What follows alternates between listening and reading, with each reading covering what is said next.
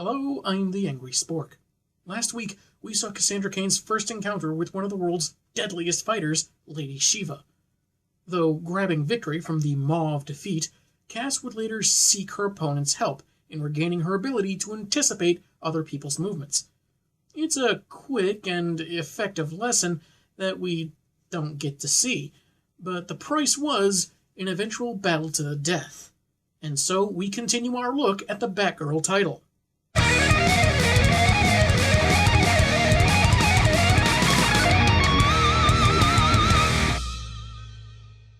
The cover to issue 10 declares her defeated, with one silhouette shooting another and our gal sunk on the ground, sullen and immobile.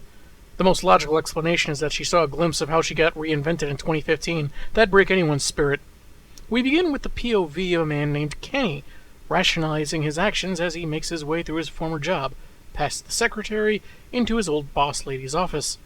We finally see him as he tries to read a prepared statement to get his job back, but seems so nervous he only starts getting any of it out as he's being escorted out by security. We go to the clock tower where Babs tries convincing Cassandra to join her in observing an acting class.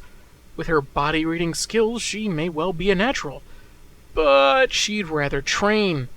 Barbara asks if her combat mode makes her the perfect fighter, why would she need to train at all? Fortunately, Cass dodges this question, because the fact that Oracle would ask it is kind of silly considering how smart she's supposed to be. Training isn't just about learning new skills, but also refining the ones you have, keeping your reflexes and your body finely tuned. I might normally excuse this as something Babs might not know, but as a former gymnast, you'd think she'd be fully aware of the concept of regular, rigorous regimens.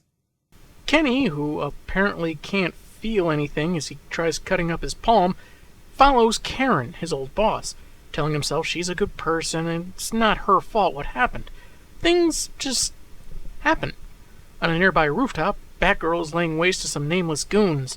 It's like a scene from an Arkham game, and it's glorious. Kenny, meanwhile, is confronting Karen, but something in his possession makes her afraid, and she hightails it. Cass hears a gunshot, conveniently after she's finished the goons and probably gotten some bonus combo points. In his pursuit, Ken narrates that he feels like someone else is doing all this, and that he's just watching through their eyes. And what's with this poster in the corner that says, "Bye, Sarah"? Is this a reference to something? Should we be concerned about Sarah? Is she a fan-favorite character on Dan Didio's hit list? Karen is cornered as the gun is trained on her. Cass lands nearby and throws a batarang, but fearing it won't make it, she charges faster than the batarang she threw to get in front of Karen. In the aftermath, Karen is alive, Kenny is disarmed, and Batgirl lies on the ground, the bullet grazing her skull just enough to bleed. Looking almost saddened, Ken picks up the gun again as Karen offers to help him find a new job. Then his tone changes dramatically. He says he's a nobody that never deserved that old place, and that it's what made him feel special, like he'd been granted access to a private party. He wants his old boss to admit he was fired because he never truly belonged, but when she says that's not true, he calls her a liar and points the gun at her again. The blast wakes Batgirl up and she punches Kenny, increasing her attack when she finds the woman is dead. A lot of face-focused strikes here. Amazingly, not only is he still conscious after all that, he's still conscious after his head hits the brick wall so hard it leaves a crater. Didn't deserve his job. Incredibly thick-headed. Enemy to Cassandra Cain. I think this guy is a higher up at DC Comics. Thinking the vigilante wouldn't understand his plight, Kenny turns the gun on himself. But that doesn't really take. Surprise, even to him, he's a metahuman, one we have to assume was left to the police because we go back to the clock tower as Barb fails to get Cass to be open about her feelings. She suggests a good night's sleep and then do something normal tomorrow. No. Training. The guy's super strength was more incidental than anything. He didn't know about them, so Cassie couldn't have known about them, and it didn't really play into his psychology or his method of killing. If anything, it plays into the idea that Cassie lost because things were beyond her control. To quote my favorite Enterprise captain, it is possible to make no mistakes and still lose. That is not weakness, that is life. But I think part of that last section Cassie is going to ignore because she's using this loss as fuel to make herself better. Through training.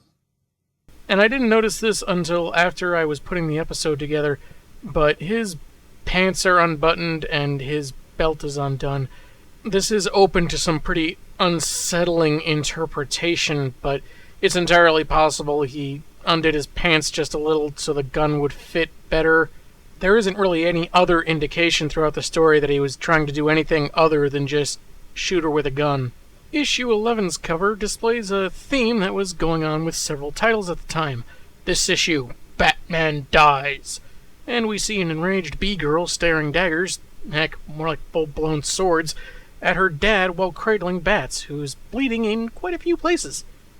Now, the Batman Dies gimmick ran something of a gamut in titles like Detective and Birds of Prey, the latter of which, yes, I bought because it was part of the theme, and I was much more susceptible to marketing back then. Bats would die in a story someone wrote, or maybe in the background as really more of a visual gag, while the main story trotted along. The connectivity was more loosely thematic than cohesively narrative, which is a roundabout way of saying that you didn't need to get every single book that had Batman Dies plastered on it for a full story. It's been a while since I read any of the other related comics, so I might admittedly be missing a detail or two. We begin with David Kane strapped and handcuffed to a hospital bed, wrapped in bandages up to his neck, the result of his clash with Batman in issue 9. He's watched over by an agent of some manner, and demands vodka or he'll kill the guy, first in English and then in the guy's native tongue. The agent pulls his gun and plans to torture Kane until he begs, then kill him, all for his assassination of a political leader 15 years back. Wait. Kane went on an assignment while being a single father to the perfect killing machine that was in the throes of the terrible twos? I don't know if that's scary or impressive. Scarepressive? He shoves the gun in David's mouth, but that just gives the killer the opportunity to pull the gun out of his hand, spit it out, bounce it off his chest, and into his own hand, with just enough movement in his digits to pull the trigger. Realistically dubious, because a loaded gun probably weighs too much for that to work, but just within the boundaries of willing suspension of disbelief. Barely. He proceeds to shoot a guard through the small door window, then the other when he charges in, all with the weapon at an awkward angle. That suspension of disbelief is getting a little more strained, especially how he got himself free of those cuffs, since on the next page, he's posing as one of the agents at a bar, to get himself that vodka he wanted. Then he's telling a random woman about his last encounter with Batman, whom he shot at just the right moment. But I thought you said he beat you up. Yeah, how could he beat you up if you shot him?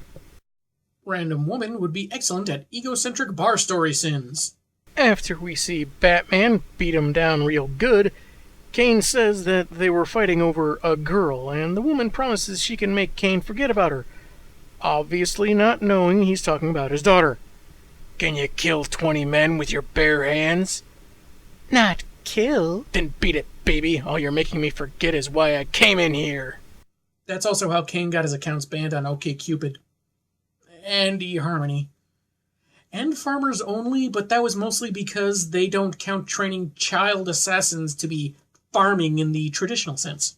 Kane recalls the aftermath of the fight, where pointy ears chastise him for twisting an infant into being like us. I'm kind of guessing that Bats is talking about being violent. Something to think on later. He decides to take everything from Kane, his weapons, identities, contacts, leaving him his booze and films, the closest he'll ever get to Cass again. In the here and now, he returns to his home, knocks out a guard, then throws another out the window, becoming increasingly violent when he can't find his tapes. After some familiar interrogation, he's told they were taken as evidence to be analyzed by a new forensic lab in Gotham City. It's not long before he's at the GC branch of, I'm guessing, Europolice, and stops himself from busting a cap and about 5 agents present in the lobby. He has to remind himself that he should avoid the deadly measures while in this particular burg. I guess this branch was just left out of the loop that their contemporaries in another country caught one of the world's most elusive assassins, and then lost him. Otherwise, I would hope they'd have recognized him as he walked in. He has a bit of a scare in the elevator when 2 guys joking around looks like he's about to be caught. He loses a bit of his cool with the evidence clerk, but has to speed things along when the alarm sounds.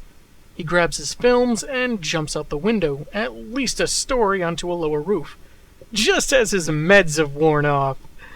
He still has enough in him to make a run for it, right into Cassie's waiting punch. He pleads with her as she knocks him around a little, swearing he didn't kill anyone, and then she inspects the films, which he says are all he has left. After a moment's contemplation, she hands him his tapes. He apologizes and takes off, with Cass telling him, "Bye." I find this to be a very good look at David Kane and the affection he has for his daughter. He made an effort not to kill anyone. Yes, to stay under Batman's radar, or sonar, but mostly in order to get back what he lost, something he cherished because it was about Cassandra. This is excellently conveyed by the art and his interactions throughout the story. In his Cassandra Cain retrospective, which I highly recommend, Linkara says that Cain never really loved Cassandra, that he was merely just abusive. And while I cannot deny his abusive tactics in training her, I respectfully disagree with the concept that he never loved her. Yes, the things he did were horrible, but personally, from what I've seen, it seems more like he's a father who wants what's best for his daughter, wants his kid to follow in his footsteps. And yes, it's not like we're talking about getting into sports or taking up the family business of running a bakery, but Kane's a killer, and I think that in his weird, twisted way, he's a father trying to discipline his child what he sees as the right way. Since he's a villain, of course that's going to lead towards the villainous. And while I didn't get into it in my review of Redemption Road, one could argue that him trying to kill Cassandra in that story was him acting out of character. Although mostly that was just so the reader could sympathize with Cassandra if she chose to just let him die. Looking at these early issues, you can tell he does feel something for Cassandra beyond her just being a weapon. Yeah, he was probably proud of his own work in training her, but he was also proud of how effective and skilled she became on her own. I think that should count for something. But however you feel about Kane's relationship with Cassie, it is in any event more complex and more interesting than the later alternative. You know which one I'm talking about. He was by no means a good man or ideal father, but this was another good example of the love he genuinely has for her, even if their relationship is awkward to say the least. One example of several I've reviewed this year, across the 13 or so comics between Mark of Cain and the Batgirl ongoing proper. Half the number of a certain other series that failed to show a fraction of what made their bond interesting. Issue 12's cover sees our heroine in not Times Square seeing a bulletin about James Gordon being shot. This is just a tie-in to the Officer Down storyline, so I'm comfortable enough going over it without focusing on the story proper. It's raining as Cass looks through a couple's window, the news of the Commissioner's injury dominating every channel, much to the guy's annoyance. It's not particularly surprising, though, as Jim was Gotham's top incorruptible cop. All the boys and girls in blue are out looking for his assailant. The guy decides the last refuge for non-Gordon news would be Sports Beat, leaving the Eagles 3 points behind while the Cowboys are still tied with the Broncos. And in wounded Gotham police news... Oh, dang it! Batgirl soon finds several officers closely inspecting the scene of the shooting for any more evidence, though with some cynicism suggesting a defense attorney would claim the rain may have tainted anything they find. It begins to snow as she hops aboard a train to begin the hunt, disembarking in the subway tunnels and taking a secret passage to the Batcave. Batman's not there, but a file on Gordon is already up on the computer. Cass acknowledges Gordon as a good man, an ally, and swings through the rain again. Wow, even the weather must be loopy over Gordon's injury. And scopes out his office at GCPD. With just about every other badge out looking for Jim's shooter, it falls on Bullock to coordinate efforts at the headquarters, fueled by responsibility and stale donuts, even if he'd rather be doing the legwork. I like being an Indian more than I like being a chief. Wow, that sports gag I did really boomeranged back, didn't it? Unless Harvey was saying something that some people would find culturally insensitive. But hey, when has Harvey Bullock ever done or said anything someone would find offensive? Cass turns on the speaker to Jim's phone so she can listen in on Harvey's conversation with Renee Montoya, though she's lucky that Harvey doesn't hear himself echo from the office.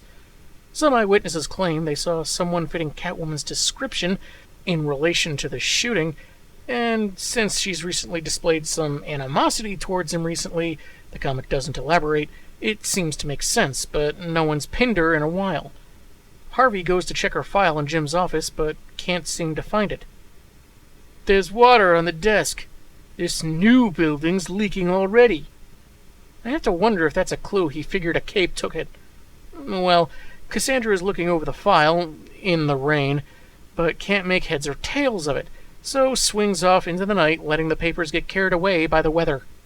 Cass, I love you to death, but come on!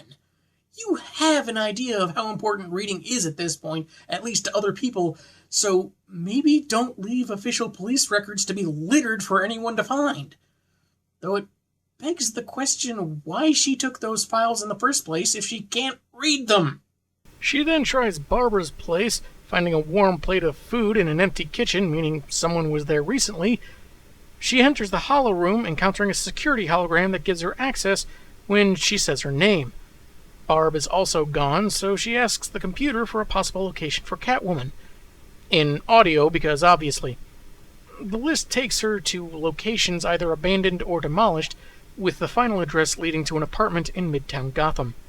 As she makes her way inside, she's observed by someone in hiding, radioing to a colleague that maybe Catwoman's breaking into her own place.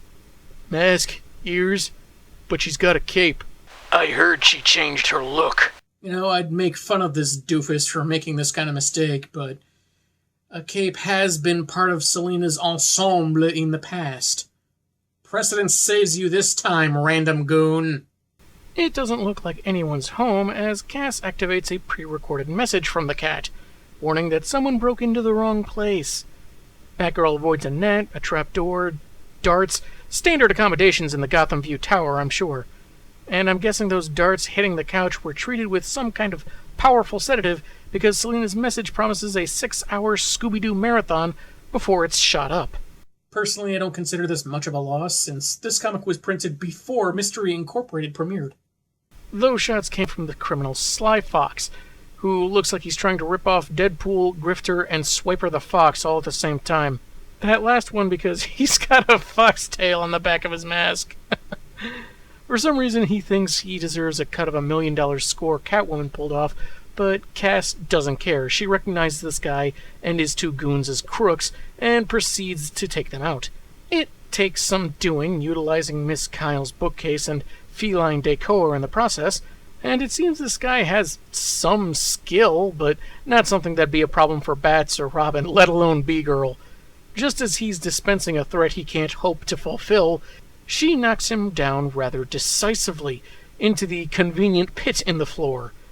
Arr! You broke my leg! Yeah, she'll do that.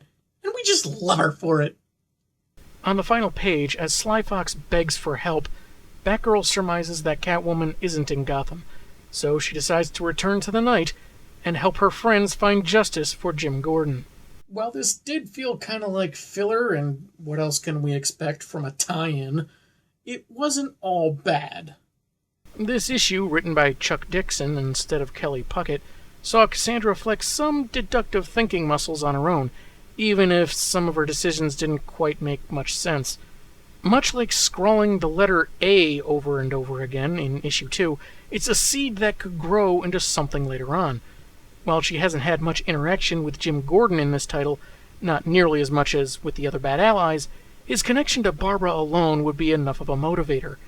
Though, as much as I can enjoy the weird silliness of comics, Sly Fox is just weird. I thought he was just a one-time villain, but he actually debuted in Catwoman's title in '96, had a few other appearances, and a total lack of subtlety is apparently part of his shtick. He might actually be a fun guy to write, but this was evidently his last appearance. Just as well. As silly as that mask looked, I doubt the New 52 motif of lines everywhere and cover his backstory in blood and death would have improved things. I'm the Angry Spork, and man, have I got issues.